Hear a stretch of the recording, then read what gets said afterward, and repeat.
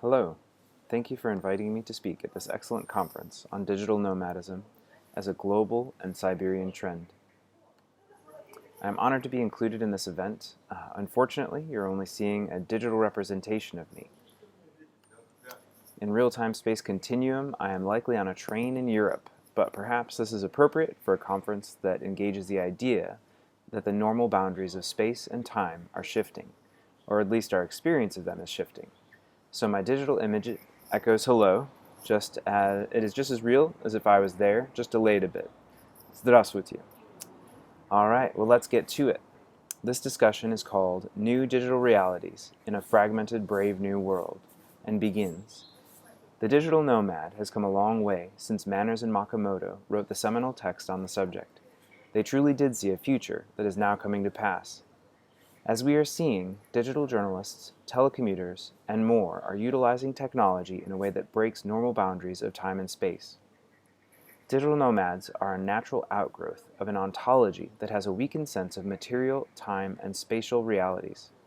The ontological displacement created by the technologically determined fluidity of these realities has made all millennials, Generation Z, or members of Axel Brunn's Generation C digital nomads to one level or another. Brunn's idea of a generation that is not determined by age but by technological engagement is truly applicable for phenomena like digital nomadism. But while there is a great focus on the digital nomad journalist or the telecommuter who moves to an island in the South Pacific and works from under a coconut tree, this phenomena is actually more comprehensive and cannot be limited to the emblematic examples of the digital nomad. For example, in America, the simple act of leaving home to go to college physically and then continuing to socialize and create community with those who might be more than 1,000 miles away is a type of nomadism. The telecommuter, who is also known as those who engage in computer-supported cooperative work according to Makamoto and Manners, who works from home and interacts on conference calls and video meetings with people in diverse, often international locations, is a type of nomad. Then, the digital nomad journalist, who lives out an embodied version of ontological displacement, is a nomad as well. The embodiment of the digital nomad allows for a phenomenological overtone to this discussion and creates a bridge to talk about how what is, as it is experienced, is changing in substantive ways that literally change conceptions of constants such as time and space. Kakahira proposed 3 distinct dimensions of human interaction that are altered through the use of digital technology: spatial, temporal, and contextual mobility. Contextual dimensions of reality, or our experience of reality, are moving from something that is linear and narrative to something that is yet undefined. Of course, McLuhan's technological determinism and the following explosion of construction and deconstruction of this idea is and are central to the thesis of this discussion. While media ecology sometimes gets a bad rap, its generative nature makes it an excellent place to position a work, though nomadic and post-human discourse is developing into an established area of inquiry itself, and thus make media ecology tangential.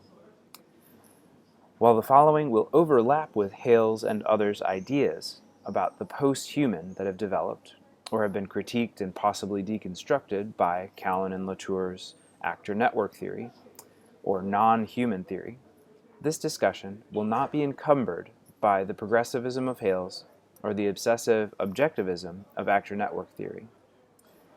In the tradition of excited critique and hopeful theory building, others have developed with labels including the inhuman, anti-human, transhuman, inhumane, and more, with their respective focuses in between and around the ideas of post-human and non-human, further complicating an already robust and growing area of inquiry. There is no need to become overly philosophical about the agency of the soul debated between the post-human and non-human camps. Is the human simply a material reality interacting with other material, or a non-naturalistic structure? Really, this debate harkens back to the old ontological and even theological debate between determinism and free will and human agency. The stance of this research is to leave the unanswerable questions alone and focus on interacting with the actual outcomes and realities that such agency, regardless of source, is developing. What is happening, and why is it happening? To a point, I suppose. It is interesting that I get to do this in an alternative format of a YouTube video.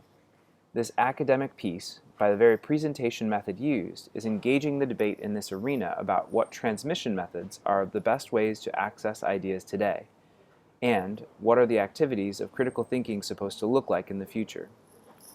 Rosi Bradiotti's discussion in her text about nomadic theory is engaging, and while this is still a bound representation that is not fluid, it is out there on the web, accessible, portable, and alterable. But here I digress. It is just fun to representationally be what I'm attempting to describe, at least to some extent. Now, interestingly, while this presentational method is disembodied for me, the presenter, the reception of this will allow for a parasocial level of embodiment and relationship that will actually make it a more gendered and embodied experience than a traditional paper. If this was only a written text that I had sent to you, it would be only about the text. While the intentions of the author are always present in the text, it is easier to divorce traditional print from the source. The author is simply an abstraction. But through my image relating to you, something more is happening. Again, a parasocial interaction is taking place, as well as an abstract discussion. As with everything, this adds something and takes something away. It adds authenticity. This is me, presenting this material. The who is no longer anonymous, amorphous unreality, but a graphic representation of my embodied self, transported to you digitally. This also then adds the sociological implications of embodiment, privilege, gender, and affect. Luckily, the affirming nature of nomadic theory reduces the tension created by Hegelian dialectical winning behavior in favor of critique for the common good or the common creation, instead of for a constant deconstruction.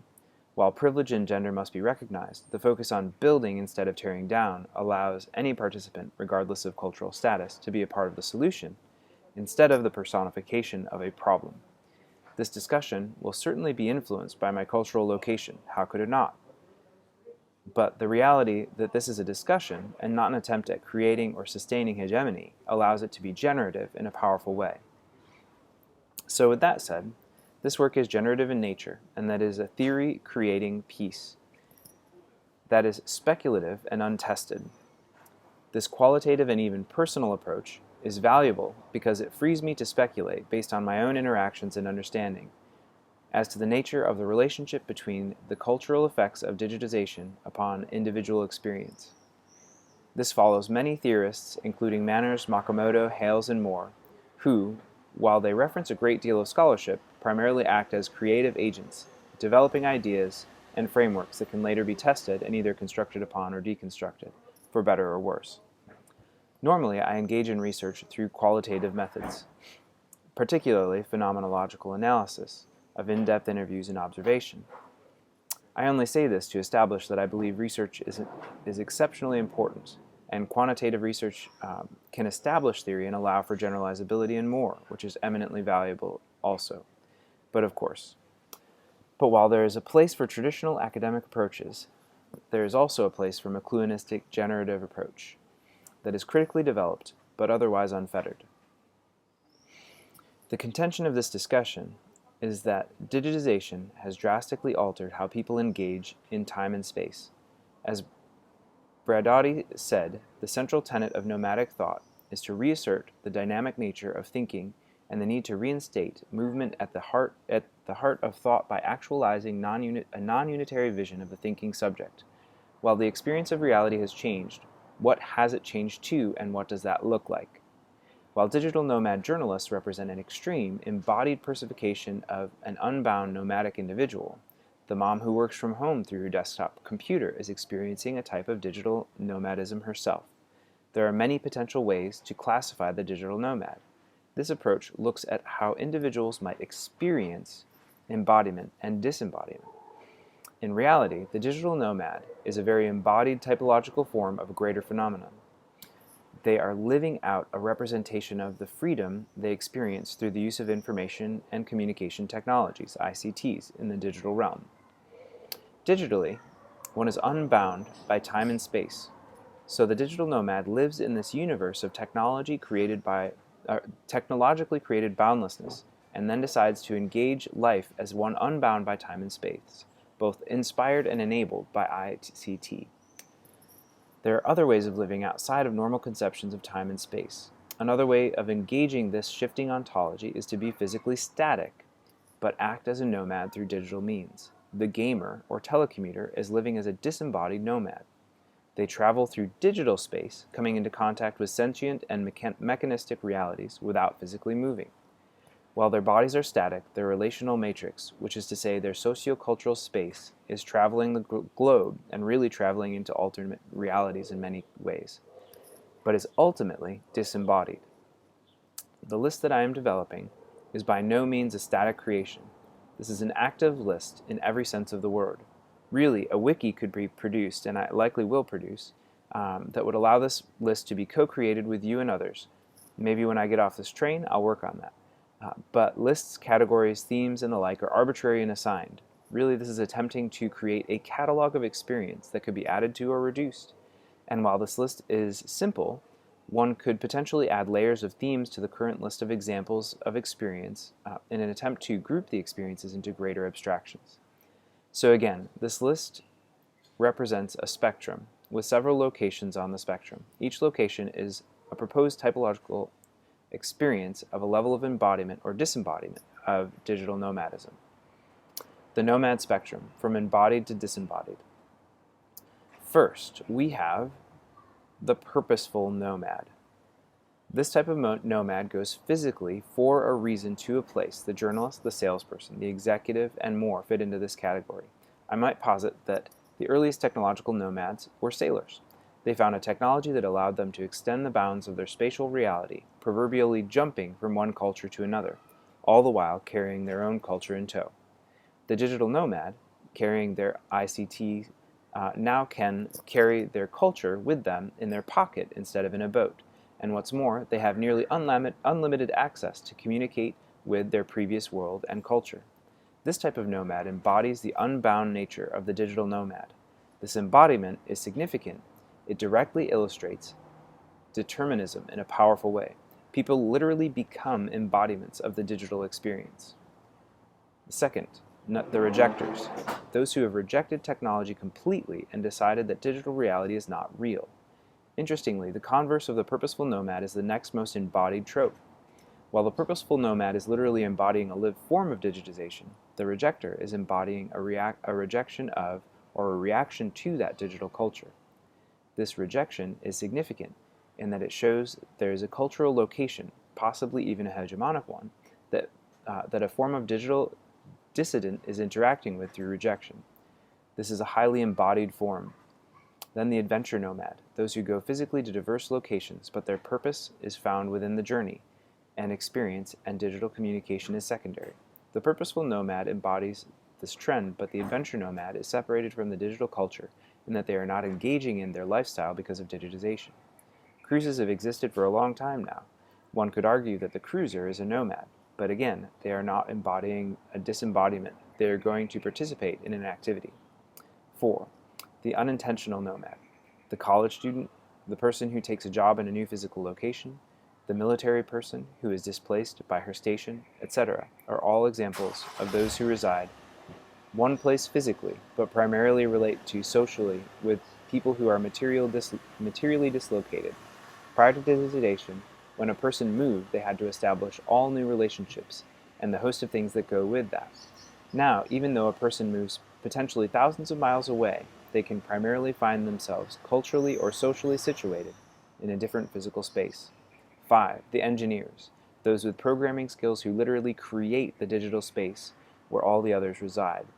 This is one of the most interesting groups to me. The engineers are the ones who construct the virtual bridges that we traverse in this new experience of time and space, while they, in reality, are the ones who put together the technological architecture of this new form.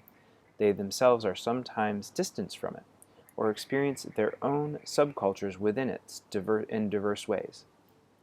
It is something like the Matrix. The engineers participate in the Matrix as a known sort of technological abstraction. This understanding separates them from the rest, and through this separation provides a unique culture and social order with its own set of rules. 6. The digitally branded individuals, those whose reality is established not by utility, but by cultural norms or expectations of their physical location. Just like the person who watched too much TV in the 70s or 80s. Many in upcoming generations follow a cultural flow found almost solely through ICTs. They might just be in high school or college, but their social norms and cultural expectations are established through a parasocial relationship with digital texts and other similar people they find in their digital tribes. This person is constantly traversing the digital world while residing in the material world. The interesting thing to me about this type and following types is they often become more connected to a physical location or home as they're more enmeshed in their tribes. The digital resident, they are almost exclusively socialized digitally and reside during conscious life primarily in the digital realm. This is when one moves beyond trend interactions digitally and decides to almost literally reside in the digital world or worlds.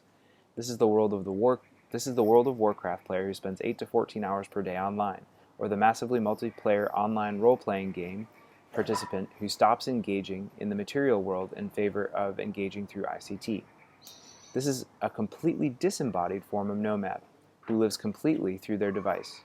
They find everything from self-actualization to love through their devices. 8. The invisible digital, those who completely hide their identity online, but socialize a great deal in the digital realm through tools like Snapchat and/or those who use avatars on other social platforms.